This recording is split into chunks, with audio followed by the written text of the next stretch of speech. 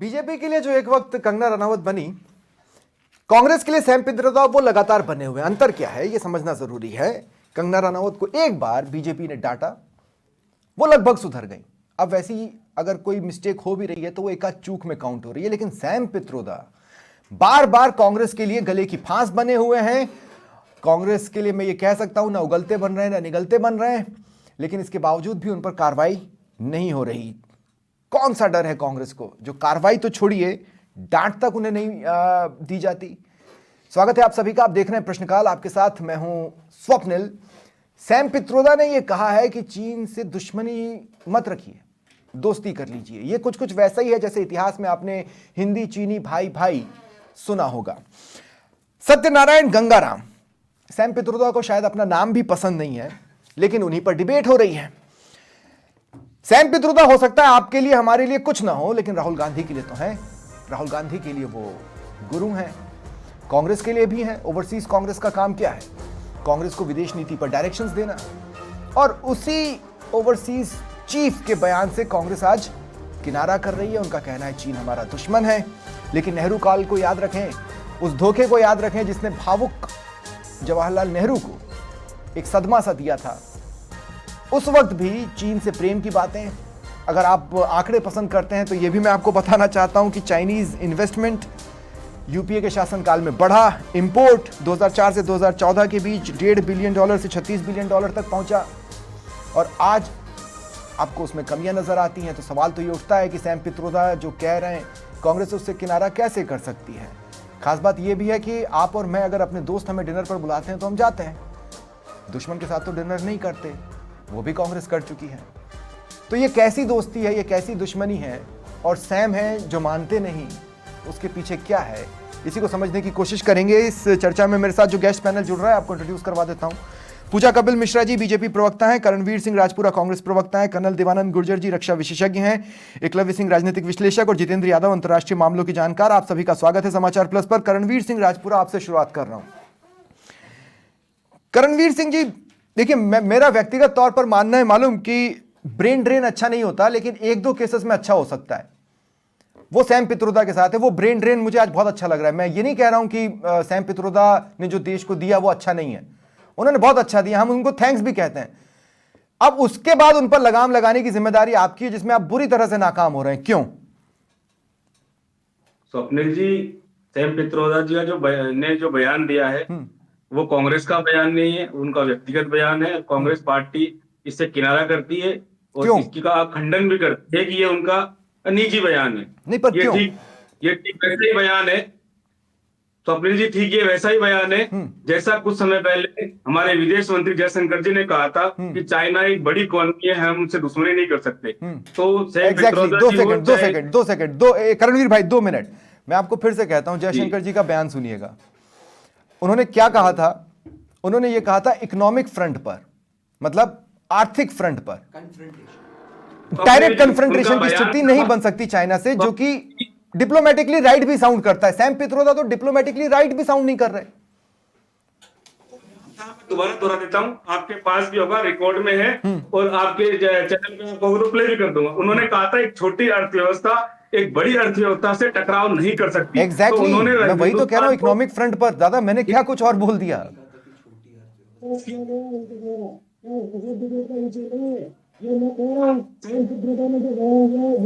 PCR Karanvir Singh ji के audio के साथ कोई दिक्कत आई है? करणवीर सिंह जी, हाँ आप बोले। अब सैम पित्रोदा ने जो बयान दिया है वो उनका निजी बयान है। अरे निजी कैसे हो सकता है साहब? ओवरसीज कांग्रेस क्या है? अब आप ये कहेंगे कि वो एक संवैधानिक संस्था नहीं है, चलिए मैं मान लेता हूं वो संवैधानिक संस्था नहीं है, लेकिन ओवरसीज कांग्रेस एक धड़ा तो है, उसके चीफ तो है वो। जी मैं दोबारा कह रहा हूँ, कांग्रेस इससे किनारा करती है। मैं ये कह रहा हूँ ठीक वैसा ही बयान है जो जयशंकर जी ने दिया था। उन्होंने भारत को छोटा और नीचा दिखाने का कुंसित प्रयास किया था।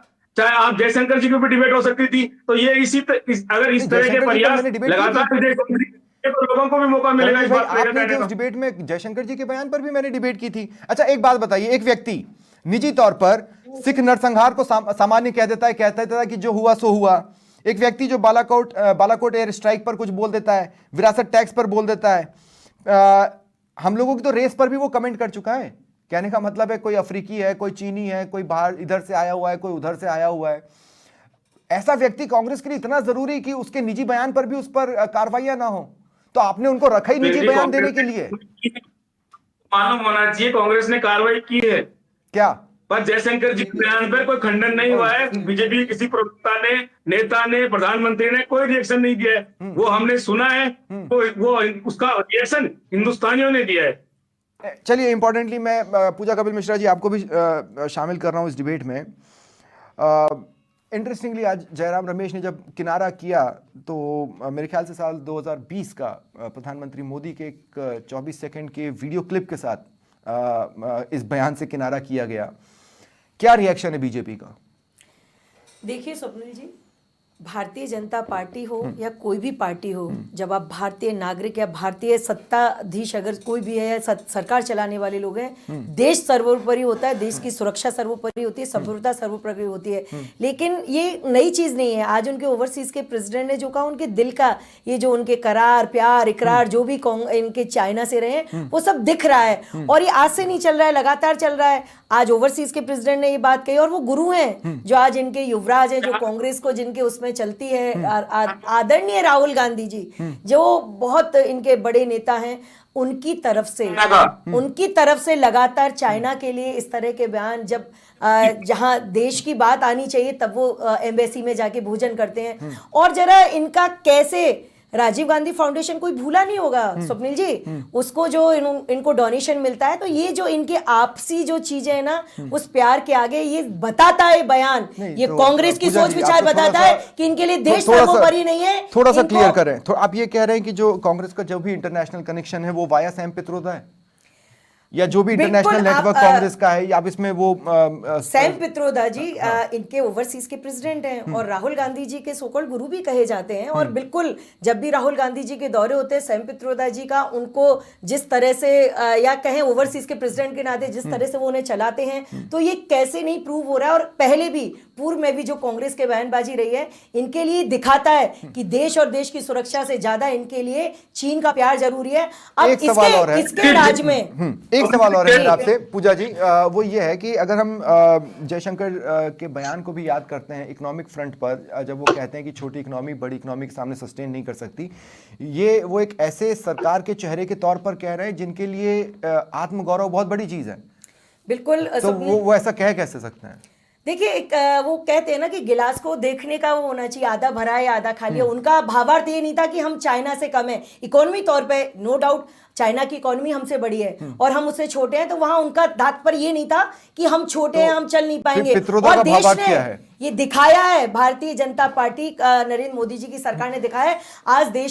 आज हम पूरे विश्व में 5वीं इकोनॉमी बने हैं और चाइना को भी जब जब जरूरत पड़ी है हमने आर्थिक फ्रंट पर भी उसको आईना दिखाया है। और आज तीसरी हम विकसित भारत की जो हम तीसरी इकोनॉमी बनने जा रहे हैं। लेकिन जैसे जयशंकर जी ने जो कहा उसका एक भावार्थ है, क्या पित्रोदा का कोई और भावार्थ हो सकता है? पित्रोदा जी आप शब्दों से देखिए ना, उन्होंने आर्थिक फ्रंट पर ये बात कही थी। यहाँ तो कह रहे हैं कि आप सीधा सीधा अपने देश को बता रहे हैं कि चीन से कोई प्रॉब्लम नहीं है, चीन को कोई हमें मिलना चाहिए। क्या हम चीन से लड़ने जा रहे हैं? क्या हम भारतीय जनता पार्टी पहली बार जब मोदी जी के नेतृत्व में जिस तरह से पूरे विश्व में आप देख रहे हैं स्वप्निल जी, इतना मजबूत विश्व के मंच पर भारत की मजबूती बनी है और अनेकों देशों से जिस तरह से हमारे मित्रवत व्यवहार है, और वो देख रही है, दुनिया देख रही है। चाहे वो यूक्रेन के के समय भारतीय छात्रों को निकालने की, अरे पड़ोसी पाकिस्तानी जो हमसे दुश्मनी रखते हैं वो भी हमारे झंडे तले निकले।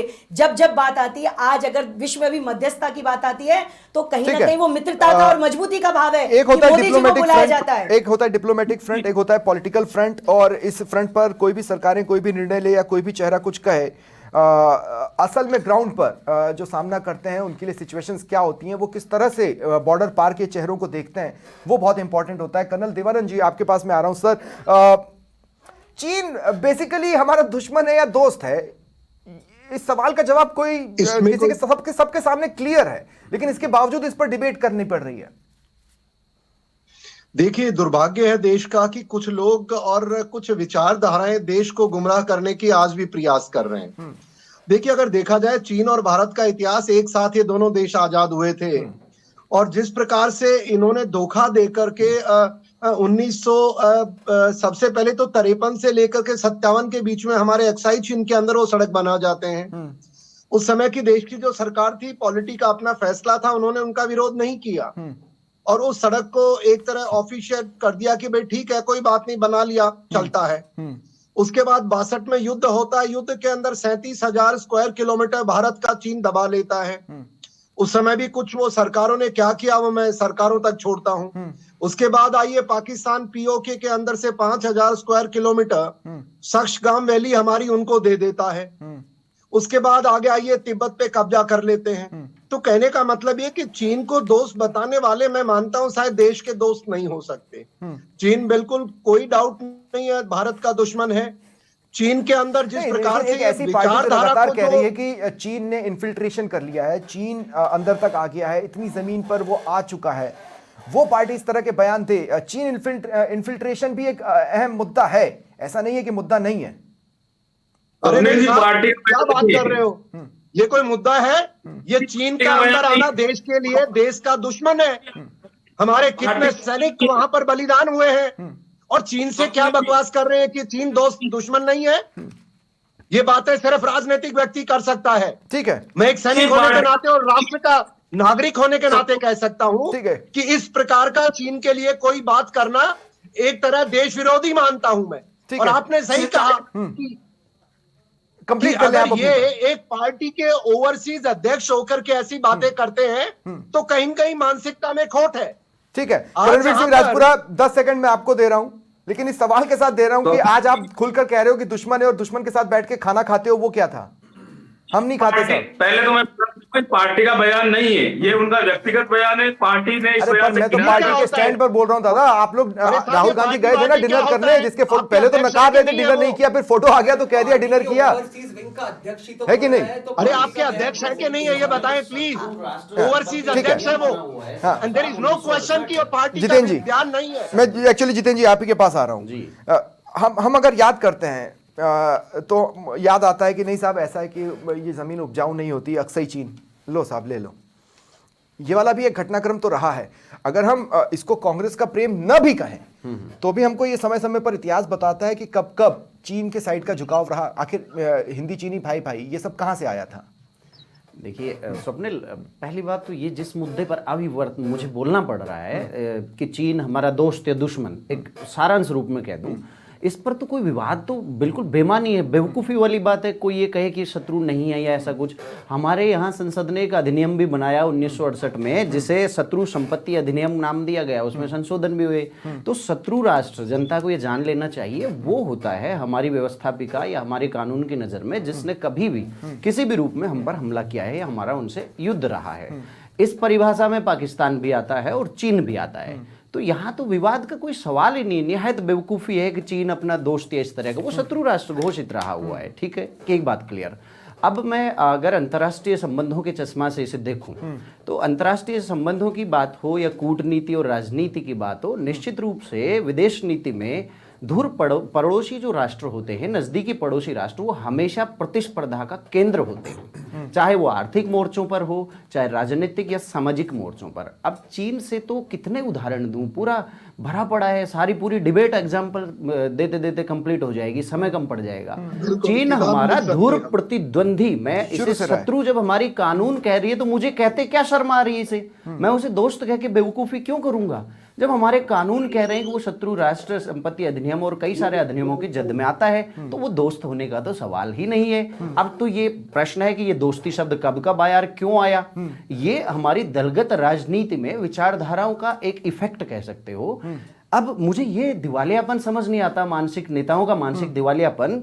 मान लिया कि आप वोटर्स को प्रभावित करने के लिए स्टेटमेंट दे सकते हो, लेकिन मेरे भाई इसमें कौन सा वोटर प्रभावित हो रहा है? ये तो पूरी तरह एक बचकानी हरकत लग रही है। चाहे हम 65 के दौर की बात कर लें, हिंद चीन भाई भाई के नारे की बात कर लें, उस वक्त भी जब ये हमारे नेहरू के काल में जब ये दिया गया, भूतपूर्व हमारे प्रधानमंत्री, तो मेरे ख्याल से विदेश नीति के यथार्थवाद के सिद्धांत को नकारा गया।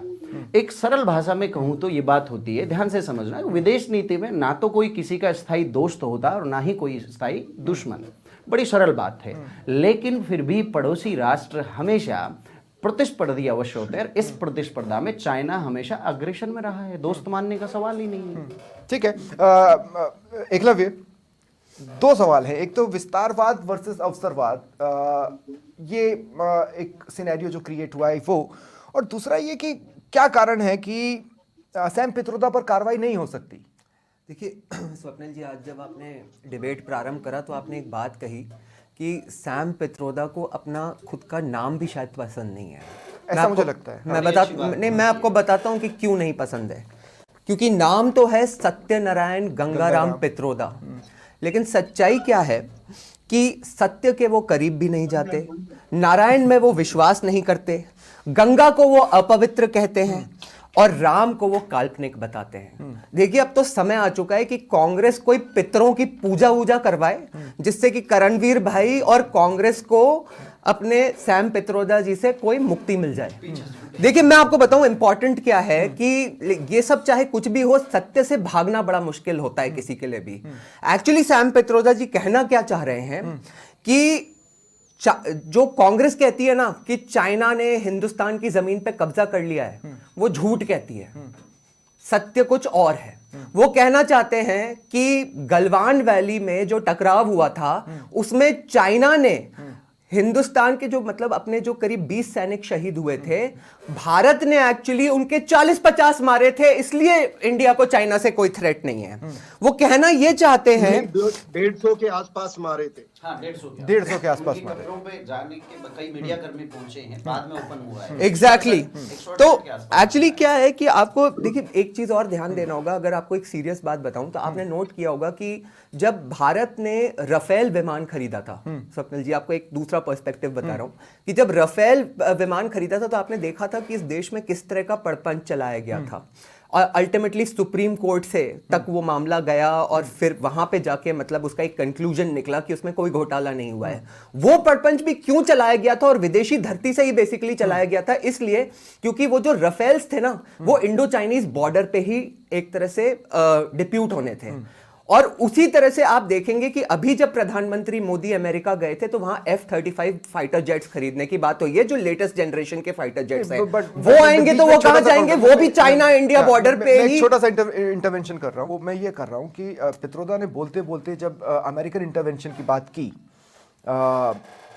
वो कुछ हद तक सही भी हो सकती है, लेकिन उसके बेसिस पर कंट्रियों का नेटवर्क बनाया जाए और चाइना से अब वक्त आ गया कि दोस्ती कर ली जाए, वो फिट नहीं बैठती।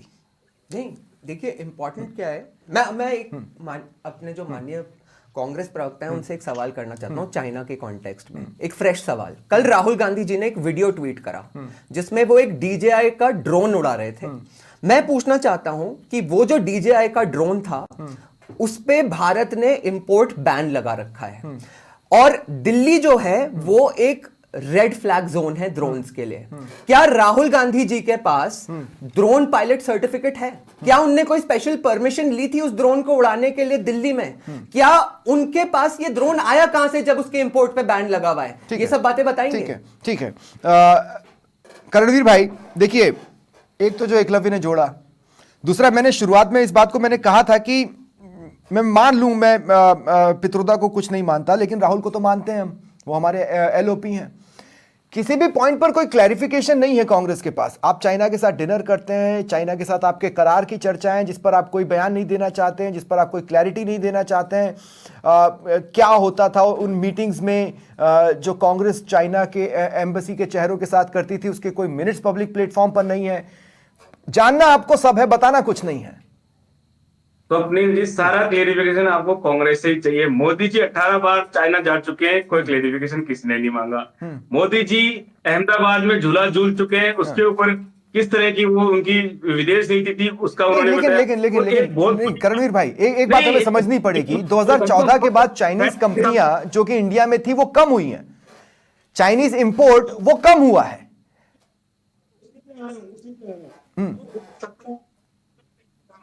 $2 बिलियन का इंपोर्ट था चाइना के साथ, जो बढ़कर आज $102 बिलियन हो चुका है। आप कौन से कम होने की बात कर रहे हैं? ये तो बढ़ रहा है। तो ये जो दोहरी Import. नीति है ना, जहाँ एक तरफ आंख दिखाने की इंपोर्ट बात बढ़ रहा है। नहीं करणवीर भाई, ये इंपोर्ट नहीं है। मोबाइल मैन्युफैक्चरिंग ये- में भारत विश्व का ये- नंबर 3 देश हाँ, बन चुका है। नहीं, करणवीर मोबाइल भाई। मैन्युफैक्चरिंग में नंबर हाँ, 2 बन चुका ये- है। डिजिटल पेमेंट्स में नंबर 1 बन हाँ, चुका है। इन सब चीजों करणवीर में भाई, इंडिया ने import- चाइना के शेयर हाँ, से ईट अप किया है। तो मैं- फैक्ट्स ये हाँ, है। लेकिन ये बात मैं आपको स्पेसिफिकली बता रहा हूं, चाइनीज कंपनियां यहां पर कम हुई हैं। और ये भी बिल्कुल सही है कि जो इंपोर्ट, अगर आपको याद हो, जब आपको ये आंकड़ा याद है क्या, 2004 से 2014 के बीच $1.5 बिलियन से $36 बिलियन तक इंपोर्ट बढ़ा दिया गया। वो कैसे बढ़ा था? बिना प्रेम के तो नहीं बढ़ेगा। विदेश मंत्री कह सकते हैं बड़ी इकोनॉमी है, हमको छोटा दिखा सकते हैं। व्यापार के अंदर आप $72 बिलियन से $102 बिलियन ला सकते हैं, और वहां आप कह रहे हैं चाइना इंडिया भाई। के अंदर हम व्यापार नहीं कर रहे हैं, हम प्रतिस्पर्धा कर रहे हैं। वो चाहे 2000 किलोमीटर अंदर तक घुसाने की बात हो, ये तो राहुल गांधी जी बराबर सवाल जवाब कर रहे हैं। चाइना तो क्या राहुल गांधी सैम पित्रोदा से सवाल जवाब कर रहे हैं? क्या बात क्या कर वो रहे अपने हैं गुरु से आप? पूछ रहे हैं? देश के शहीदों में आप उंगली उठा रहे नहीं, हैं। क्या राहुल गांधी सैम पित्रोदा से सवाल कर रहे हैं? क्या राहुल गांधी सैम पित्रोदा को कह रहे हैं कि भाई अच्छा, ऐसे निजी विचार वाला आपकी पार्टी में है क्यों? नरेंद्र मोदी जी से सवाल कर रहे हैं। इस देश के अंदर जो सरकार गवर्निंग बॉडी है उससे सवाल कर रहे हैं। वो बताएं, क्लियरिफिकेशन दे। हवाबाजी का रखना, आंकड़े छुपाना, गुमराह करना, ये नहीं, सब आंकड़े- गलत चीजें जी, हैं। आपके नहीं, नहीं, ओवरसीज नहीं। के प्रेसिडेंट ने बोला है, जवाब वो दीजिए। सैम क्या पित्रोदा बोल रहे हैं आप देश के खिलाफ में? सैम पित्रोदा जी ऐसे निजी विचार के साथ कांग्रेस में रह सकते हैं क्या? बहुत सिंपल सा सवाल है। मुझे नहीं पता करणवीर भाई आपको याद है या नहीं याद है, लेकिन भारतीय लोगों पर भी वो खराब कमेंट कर ही चुके हैं। चाइना से कम तर है तो कैसे विश्वगुरु बनेंगे? ऐसे बनेंगे कि चाइना से हम अपने आप को नीचा दिखाएं विश्व पटल के ऊपर। कौन? करणवीर इनकी लाइन अटक गई, ठीक स्वप्निल है, जी, पूजा जी, ब्रेक लग गया इनका यहाँ। पूजा जी, देखिए, प्रधानमंत्री नरेंद्र मोदी ने 2020 में ये बोला था कि ऐसी कोई स्थितियां नहीं है। उसके बाद जिस तरह की स्थितियां चाइना बॉर्डर पर रही हैं, LAC पर रही हैं, वो भी समय समय पर सुर्खियां बनी हैं। लेकिन मुझे ऐसा लगता है कि अगर देश की सरकार या प्रधानमंत्री कोई स्टेटमेंट दे रहे हैं तो वो फाइनल स्टेटमेंट है, उसके ऊपर फिर कुछ है नहीं, उस पर सवाल खड़े नहीं किए जा सकते। सैम पित्रोदा पर बीजेपी क्या कर सकती है? क्या उन्हें देशद्रोह में लपेट सकती है? नहीं लपेट सकती। उन्होंने एक बयान दिया। क्या स्टैंड है बीजेपी का? देखिए, भारत की सुरक्षा संप्रभुता के खिलाफ में कोई भी क्यों ना हो स्वप्निल जी, तो देश में ऐसे लोगों के लिए कहीं कोई, चाहे इनके ओवरसीज के प्रेसिडेंट हैं, लेकिन ऐसे लोगों के लिए इस देश के लिए बोलने का भी अधिकार नहीं होना चाहिए। ये फ्रीडम ऑफ स्पीच का जो इनका जो फायदा उठाने का काम है। और कम से कम मुझे लगता है कि कांग्रेस को इस विषय पे शर्म आनी चाहिए कि आप अंतरराष्ट्रीय स्तर पर, करणवीर भाई, सुनिएगा ऐसा है, करणवीर जी, करणवीर सुन भाई, अगर लीजिए, आपको लगातार बोलना है, अंतरराष्ट्रीय स्तर पर आप भारत को लगातार बदनाम करने का काम करते रहे हैं। ये कोई नई चीज नहीं है कांग्रेस की। और आज जिस तरह से बयान है, निजी बयान कहकर आप किसी की जिम्मेदारी से आप मुक्त नहीं हो सकते कि वो एक आपकी पार्टी का, अगर आप अपनी पार्टी के अगर कोई भी नेता इस तरह के बयान देंगे तो आप जिम्मेदारी मुक्त कैसे कर सकते हो उन्हें? 2 मिनट करणवीर कैसे भाई, मैं निजी बयान आपको की एक बात कर मौका और सकते हो? देता हूं। एक बात मुझे बताइए, क्या कांग्रेस के इतिहास को सैम पित्रोदा पसंद नहीं करते? अगर वो नहीं तो फिर सैम पित्रोदा, भाई नेहरू जी के जाने का एक कारण चीन से मिला धोखा भी तो था। ऐसा तो नहीं है, हालांकि उनकी एज हो गई थी, लेकिन इसके बावजूद भी उन्हें आखिरी वक्त तक लगता रहा कि मुझे धोखे में रखा गया। तो ऐसा व्यक्ति जो कांग्रेस के इतिहास को ना देख रहा हो, वो क्या देख रहा है? फिर वो कांग्रेस में क्यों है? दूसरा, अक्सई चीन क्यों सौंपा? क्यों सौंपा? बता दीजिए, क्यों सौंपा? नहीं सौंपना था। जी, कांग्रेस पार्टी ने आधिकारिक रूप से इस बयान से दूरी बनाई। मैं वही कह रहा हूं, आप कैसे बना सकते हैं भाई? वो कैसे बना सकते हैं? नहीं, आपने दो हटाया, सेकंड, कांग्रेस ने हटाया उन्हें पद से। 2 सेकंड। अगर मेरे चैनल पे कोई भी एंकर या कोई किसी का सवाल आपको पसंद नहीं आएगा तो आप बोलोगे कि उस चैनल ने, ओवरसीज का चीफ है भाई वो, उसी के आधार पर तो आपकी पार्टी रणनीति बनाती है विदेश नीति पर। आप अगली रणनीति विदेश जो भी विदेश नीति पर अपनी रणनीति बनाओगे, इन्हीं के कहे पे बनाओगे ना। क्या पता वो आपको पार्टी लाइन बता रहे हो या निजी विचार बता रहे हो, ऐसे तो आपकी सारी विदेश नीतियां गलत है। मैंने दोबारा आपको कहूंगा, आप इस तरह के कयास न लगाएं। कांग्रेस पार्टी ने इसे दूरी बनाई है, इसे खंडन किया। आपने इसको सुना दूरी भी होगा बनाना नहीं जरा। कहते हम जिससे दूरी बनाते हैं उससे टोटल संबंध खत्म कर लेते हैं। ऐसा नहीं कि एक बार सस्पेंड किया और सस्पेंशन देश हटा के दिया। नेता प्रतिपक्ष देश की संप्रभुता पे क्वेश्चन है, क्या ऐसा उन्हें नहीं पदमुक्त होता है। करेंगे? जितेंद्र भाई, ऐतिहासिक तौर पर जैसा कि हमने कहा कि हम कई ऐसी घटनाओं को कोट कर सकते हैं जिसमें कांग्रेस का चीन से नजदीकी हमें नजर आती है, लेकिन बात वही है कि सैम पित्रोदा पर कार्रवाई में हिचक, इसके पीछे इंटरनेशनल कनेक्शन ही है, जैसा कि मैंने पहले भी एकलव्य से कहा, और क्या हो सकता है? स्वप्निल, पहले तो हमें समझना पड़ेगा, आपने इनके दोनों अंतर संबंधों पर कांग्रेस के ढीले रवैये पर प्रश्न चिन्ह लगाया है। आप जवाब जानना चाहते हैं, मैं 3 बिंदुओं पर बोलूंगा। देखो, दोनों पक्षों के पास अपने अपने डेटा हैं, उन पर मैं नहीं जाऊंगा, बस इतना बता दूं, ट्रेड ब्रेड का ये जो चलता है डेटा ऊपर नीचे होता रहता है। 2010 में भी लगभग यही था, और आज 2024-25 में जितना व्यापार का आकार बढ़ा है तो उसी अंदाज में ठीक है। हमारा जो एक्सपोर्ट भी बढ़ा है, चाइना को जो हम भेजते हैं और उनसे जो हम लेते हैं उसमें घटाव भी आया है। ये बहुत बड़ा विवाद का मुद्दा नहीं। अब मैं सीधा आता हूँ, सैम पित्रोदा नाम जो है, तो इन महाशय पर कार्रवाई से कांग्रेस क्यों? देखो, हाल अभी का ताज़ा न्यूज़ आप भी जानते हैं, सब लोग जानते हैं कि कार्रवाई के लिए उनको ओवरसीज का जो अध्यक्ष पद था वो इस्तीफा दे दिया, हटा दिया है फिलहाल। पर इस पर कार्रवाई क्यों नहीं होती? मैं अक्सर मेरी डिबेट्स में या परिचर्चाओं में एक बात कहता हूँ, आप सभी को इस पर गौर करना होगा। मैं एक राजनीति विज्ञान का जो है अध्यापक होने के नाते हमेशा ऐसा महसूस करता हूँ, विचारधाराओं के स्तर पर कांग्रेस का जितना बड़ा नुकसान कांग्रेसिज्म ने किया है, इतना बड़ा किसी और ने नहीं किया।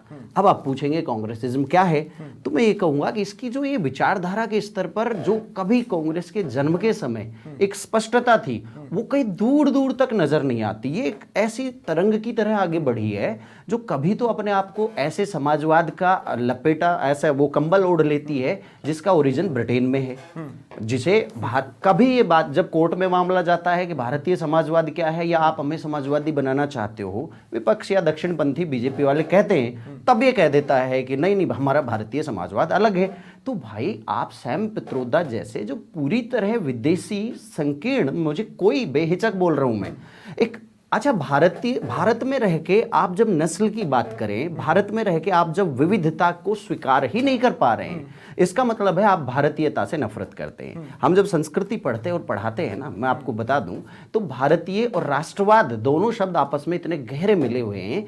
भारतीयता एक ऐसी बगीचा है जिसमें विविध फूल इसके सुंदर बगीचे को बढ़ाते हैं।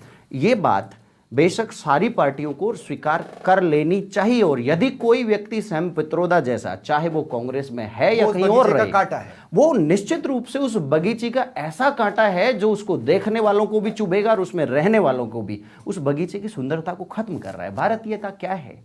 हमारे पूर्वज हमें पढ़ाते आगे। वैदेशिक संबंधों की बात कर लो। अब वैदेशिक संबंधों में कौन सा संबंध बढ़ेगा इस चीज से, ये कहकर कि पूर्वोत्तर के चाइनीज लगते हैं और पश्चिमी लोग अरबी दिखते हैं? कहना क्या चाहते हो? नहीं, लेकिन एक क्लैरिटी मैं और चाहता हूं, उसके बाद फिर मैं एकलव्य के पास जाऊंगा। पूजा कपिल मिश्रा जी, ऑफिशियल अनाउंसमेंट तो नहीं किया जा सकता, लेकिन चीन हमारा दोस्त है या दुश्मन है?